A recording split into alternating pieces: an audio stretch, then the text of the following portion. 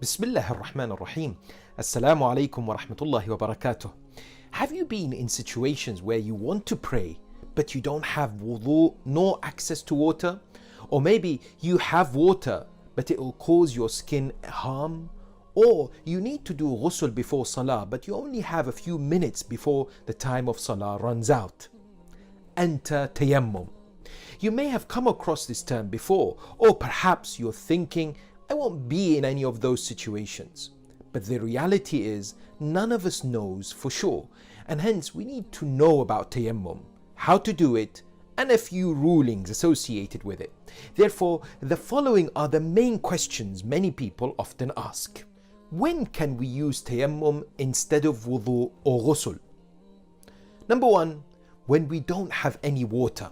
Of course, that's the obvious reason, but we need to search for water as much as possible, and if time for prayers actually allow. For example, a friend once told me that the washroom inside the plane was occupied and there was quite a few people waiting, a queue.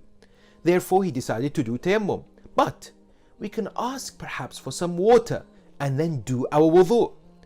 Jurists have said that even if we must borrow money to get some water, we should, provided we can repay back the loan. So try your best to find water. Number two, sometimes we don't have access to water on account of old age, weakness, fear of a thief or an animal, or an excessive hardship, haraj and mashaqqa, for example. Number three, if there is a probability that the water harms us in any way or causes or worsens an illness, then we should do tayammum. We don't have to have certainty regarding this, and a mere possibility of harm is sufficient to switch to tayammum. Number four, sometimes you only have enough water to wash your clothes that are impure, najis, and not enough to do wudu as well.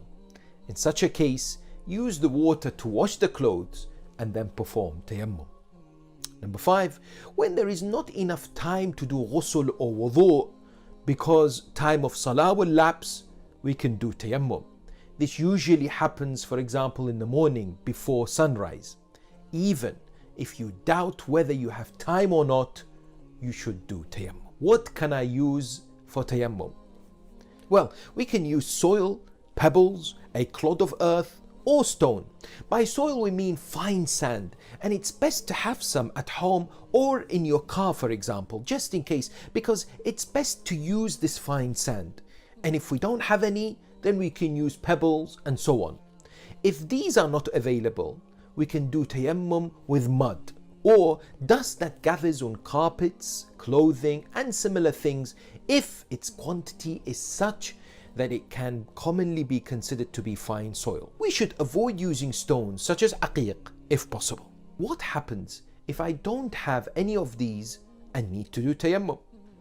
The recommended precaution is that we should perform prayers without performing tayammum. However, it is obligatory to make them up afterwards when we can actually do the wudu or the tayammum.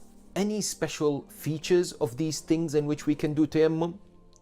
Yes, they must be pure, tahir, and based on obligatory precaution, it must also be commonly considered to be clean, meaning that it must not be tainted with anything that causes disgust. Also, the things we use must not be usurped as well. How do we do tayammum? Well, first, ensure to take off any rings and remove any barriers in the skin of the forehead as well as the hands. Make the intention that we're doing tayammum for the sake of gaining proximity to Allah subhanahu wa ta'ala. You don't need to make the intention of whether it's for wudu or ghusl. Strike or place the palms of both hands on something with which tayammum can be validly performed. The striking of both palms must be done at the same time, i.e. not one after the other. Wipe the palms of both hands over the entire forehead from the place where the hair of the head grows to the eyebrows and above the nose, as such.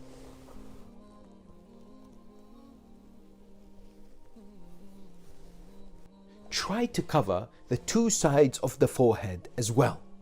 It's also good to wipe over the eyebrows if you can. If your hair falls into the forehead, draw it back. Then starting above the wrist of the right hand, wipe the palm of the left hand over the whole of the back of the right hand as such. Then do the same for the left hand. You should start on the right hand and then move on to the left and not the other way round. Some people don't start on the wrist joint or just above it, unfortunately, and quickly just wipe as such. This is a problem and should be avoided. It is recommended that before you wipe your right hand, you strike both hands on the sole again, although this is not obligatory. Therefore, tayammum is the wiping of the entire forehead as well as the wiping of the right hand and the left hand, both starting from the joint of the wrist. Any other things to know about tayammum? Yes, quite a few things actually, but here are the main ones.